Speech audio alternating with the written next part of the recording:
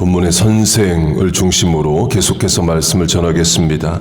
내용은 가르치는 대로 살지 못하는 선생에 대한 경고입니다. 로마서 2장으로 하면 다른 사람을 가르치는 내가 자신은 가르치지 아니하느냐, 도둑질하지 말라 선포하는 내가 도둑질하느냐, 가늠하지 말라 말하는 내가 가늠하느냐 등으로 가르치는 대로 살지 못하는 교사, 선생에 대한 경고입니다.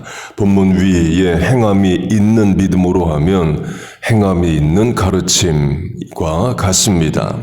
선생 곧 교사는 하나님이 교회에 주신 직분입니다. 고린도전서 12장 하나님이 교회 중에 몇을 세우셨으니 첫째는 사도요, 둘째는 선지자요, 셋째는 교사요로 직분으로서의 교사가 있습니다. 본문의 선생과 전술한 고린도전서의 교사가 같은 단어입니다. 영어 성경은 다 teacher로 번역합니다. 고린도전서가 말하는 첫 번째 직분인 사도로 하면요, 사도라는 직분은 예수님 당시로 끝나는 것으로 봅니다. 가룟 유다가 범죄하고 사도직에서 빠집니다. 제자들이 모여서 제비를 뽑아 기도하여 마띠아를 채웁니다. 사도의 직무를 대신할 자, 가룟 유다가 빠지자 대신할 자를 찾아요. 그리고 야고보 사도가 가장 먼저 순교합니다. 그러면 가룟 유다 때처럼 야고보를 대신할 자를 뽑아야 될까요? 뽑지 않습니다. 빈자리로 놔둡니다. 왜? 가룟 유다는 배신하고 떠난 사도입니다. 야고보는 사명 감당하고 순교한 사도이에요. 배신자의 자리는 채우지만 사명 감당하고 떠난 자리는 빈자리로 놔둬둡니다. 그리고도 빈자리 자체가 메시지입니다. 사명 감당하고 순교하고 천국 간 빈자리 자체가 남은 성도들에게 도전과 교훈과 사명을 주는 거예요. 곧 사도라는 직분은 12사도가 다 죽은 뒤에 없습니다. 물론 사도가 했던 일은 사명은 계속됩니다. 그러나 사도라는 직분을 교회가 이어가지는 않는다는 거예요. 그래서 내가 사도다, 사도라는 직분이다는 위험하게 봅니다. 미국의 New Apostolic Reformation, 신사도 운동이란 게 있습니다. 한국에도 들어간 지 오래 되었습니다. 자기들이 사도라고 주장을 하고 사도로 임명하고 안수를 해요. 그러니까 위험합니다. 사도라고 안 해도 목사 선교사의 이름으로 얼마든지 일할 수 있는데 굳이 사도를 강조하는 것은 건전하지 않은 것으로 봅니다. 다음으로 고린도전서가 말하는 선지자입니다. 선지자도 선지자의 사명과 일은 계속되되 교회 안에 직분으로서의 선지자는 없다입니다. 유럽교회, 미국교회, 한국교회 모두 직분으로 교회가, 교단이 선지자, 예언자를 세우지는 않습니다. 목사 안수, 장로 안수, 안수 집사 안수는 있어도 예언자 안수, 선지자 안수는 없어요. 이유는 구약과 신약이 정경으로 인정, 완성된 이후에는 정경 외에 공적인 권위로서의 선지자의 메시지를 필요로 하지 않습니다. 예를 들면 16세기의 종교개혁가들 루터, 쯔빙글리, 칼빈 같은 분들은 그 시대 선지자의 삶을 살았습니다. 선지자들이 목숨을 걸고 하나님의 말씀을 외친 것처럼 로마 교황청의 잘못된 교리와 실천을 향해서 종교개혁자들이 선지자의 메시지를 냈습니다. 그 시대에 하나님이 쓰신 선지자와 같은 삶을 산 분들이에요. 그러나 그렇다고 해서 루터의 글과 칼빈의 설교를 성경에 넣자 그러지는 않습니다. 그 시대의 선지자의 사명을 감당했을 뿐이지 예레미야서나 이사야서처럼 루터서, 칼빈서를 만들어서 성경에 넣자 그러지는 않아요. 그 선지자의 사명은 계속돼도 교회의 직분으로서의 선지자는 더 이상 없다입니다. 한국교회로 하면 어느 목사가 또는 교인이 예언의 은사를 받아서 예언할 수 있습니다. 그러나 그렇다고 직분으로서의 예언자, 선지자를 두지는 않습니다. 그래서 내가 직분으로서의 선지자다라고 말하는 것도 위험합니다. 다음으로 고린도 교회 직분으로 교사입니다. 전술한 대로 본문에 선생과 같은 단어이에요. 교회 안에 교사는 말씀을 가르치는 자입니다. 교회학교 교사도 되고 또 목사도 됩니다. 곧 교사의 직분은 지금도 이어져요. 에베소서 4장을 보면 목사와 교사로 세우셨으니 가 나옵니다. 우리 교회가 속한 교단 Reformed Church in America는 그 목사와 교사를 이렇게 해석합니다. 목사는 지역교회 목사님이고 교사는 신학교 교수다. 그러니까 물론 현대적 해석입니다. 에베소서가 쓰여질 당시에는 신학교 교수는 없었죠. 이 시대에 그렇게 해석할 수 있다인 거예요. 또 개교의 차원으로 하면 목사와 교사 그러면 목사는 목사, 교사는 또 교회학교 교사 그렇게도 해석할 수 있습니다. 이 또 다른 해석은 목사와 교사를 같은 사람으로 보는 거예요. 근거는 헬라어의 관사, article이 하나입니다. 영어식으로 하면 the pastor and the teacher가 아니라 the pastor and teacher입니다.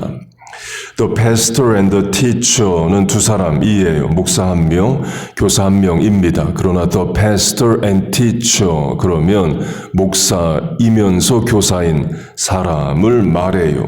헬라어 문법이 그렇습니다. 이것도 저 개인의 주장이 아니라 성경 해석서에 또 다 그렇게 나옵니다. 곧 목사의 직분 중에서 가르치는 직분을 강조하기 위해서 목사와 교사 이렇게 말했다로 해석을 해요. 또 실제로 목사가 하는 일의 큰 부분이 성경을 가르치는 일이죠. 확대 적용하면 목사와 선교사 그러면 목사 한 명, 선교사 한 명도 되지만 pastor and missionary 그러면 목사면서 선교사인 분도 됩니다. 또는 목사와 중보자 그러면 목사가 교인을 위해 기도하는 중보의 사역을 한다. 로도 해석할 수 있습니다. 그렇게 목사가 교사다로 적용하면 종교개혁가 루터가 만인 제사장설 priesthood of all believers를 주장합니다. 천주교에서는 하나님과 사람 사이의 중재자, 미디에이터로 priest, 사제, 제사장, 신부들이 서 있습니다. 지금도 죄 문제 해결을 위해서는 천주교에서 고해 성사라 해서 성당에 가서 신부 앞에 죄를 고하고 죄사함을 받습니다. 루터는 그게 잘못되었다. 더 이상 하나님과 우리 사이에 제사장이 필요하지 않다를 강조했습니다. 유대교도 마찬가지이에요. AD 70년에 로마 장군 디도, 타이터스, 나중에 황제가 되는 디도에 의해서 성전이 무너지면서 제사장 제도 자체가 없습니다. 성전이 있어야 제사장이 일을 하는 거죠. 그러니까 지금도 유대교회는 제사장 제도는 없습니다. 그렇게 하나님 앞에 누구나 나갈 수 있다. 중간자인 제사장 신부를 거치지 않아도 된다가 만인 제사장설입니다. 그러나 만인 목사설을 주장하지는 않았어요. 목사가 필요 없다. 루터가 그렇게 말하지는 않았습니다. 이유는 본문과 같습니다. 제대로 성경을 잘 가르쳐야 하기 때문에 그래요. 중세 로마 교황처럼 성경을 잘못해서 죄사함의 문제를 면죄부를 사고 죄사함을 받으라. 그렇게 잘못 가르치면 안 되기 때문에 목사가 있어야 된다를 강조했습니다. 로마 교황처럼 잘못 가르칠 수 있기 때문에 그래요. 또 그게 맞는 것이 제가 목사지만 성경 해석이 쉽지가 않습니다. 신약으로 하면 2000년 전 기록입니다. 구약은 더 오래된 기록이죠. 언어도 히브리어와 헬라어입니다. 내가 현재 그리스인이라고 해서 성경의 그리스어를 읽는 게 아닙니다. 우리로 하면 한국인이라고 해서 500년 전 용비어천가 읽을 수 있는 게 아니죠. 못 읽습니다. 뜻도 달라요. 그래서 전문적으로 성경 해석을 배운 목사가 성경을 해석하고 가르치는 게 안전합니다. 교회 역사, 정통이 뭐고 이단이 뭔지를 배운 사람이 가르치는 게 안전해요. 그래서 저도 매일 하는 일이 성경 해석서, 주석서를 읽는 겁니다. 2000년 교회 역사가 어떻게 해석을 했고 500년 개신교 역사가 어떻게 해석했는지를 늘 읽어요. 제 생각으로 설교 안 합니다. 미국에는 3가지 직종이 대학원부터 학습을 시킵니다. 곧 학부에는 없는 전공 3개가 있어요. 첫째, 의사입니다. 미국은 대학 졸업 후에 의사 공부를 대학원에서 합니다. 둘째는 변호사입니다. 대학 공부 후에 대학원 가서 법 공부를 시작해요. 셋째는 신학, 목사입니다. 대학 전공 후에 대학원 가서 신학을 시작합니다. 다른 전공들은 다 학부 대학에 있습니다. 그러나 의학, 법학, 신학은 미국의 대학원부터 하라 이에요.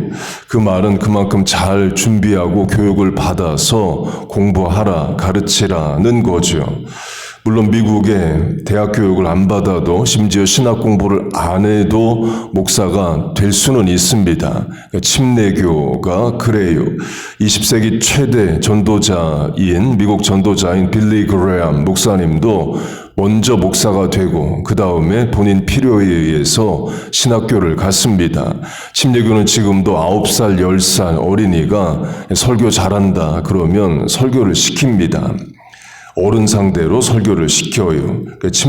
물론 침례교도 대학원 과정, 신학 과정이 다 있습니다. 그러나 꼭 거쳐야 되는 것은 지금도 아닙니다. 마지막으로 부모라는 교사입니다. 자녀가 만나는 첫 번째 교사는 부모입니다. I am a parent and teacher입니다.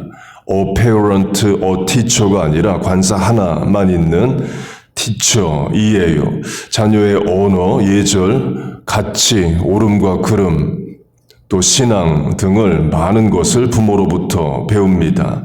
자녀는 부모의 말을 듣고 배우는 게 아니라 행동을 보고 배운다는 말이 있습니다. 그 부모의 일이 학교 선생님보다 어려운 것이 말만 하면 되는 게 아니기 때문에 그래요. 삶으로 본을 보여야 하기 때문입니다. 그래서 자녀가 공부하길 바라면 부모가 책 읽는 모습을 보여줘야 된답니다. 자녀가 기도하길 바라면 기도하는 모습을 부모가 보여줘야 한대요. 솔선수범하라는 거죠. 본문에 선생이 많이 되지 말라도 같은 차원입니다. 말만 하고 실천하지 않는 교사에 대한 경고이에요. 솔선수범하라인 거죠. 부모로 적용해도 마찬가지입니다. 곧 하나님께서 어린 자녀에게 교사를 다 붙여주셨어요. 부모라는 교사입니다. 그 책임이 막중하죠. 하나님께서 부모된 우리에게 자녀의 좋은 본이 되는, 평생의 신앙에 좋은 본이 되는 부모로 우리를 성장시켜 주시기를 바랍니다. 우리가 자녀를 낳으면서 부모라는 직분을 받게 되는 것과 같습니다. 우리의 자녀들이 우리를 부모로 만들어 줬죠. 그 자녀 앞에 교사로 서는 면이 분명히 있습니다.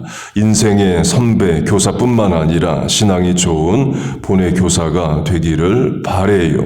그러려면 부모된 우리가 먼저 하나님 앞에 배우는 자, 제자로 잘 배워야 됩니다.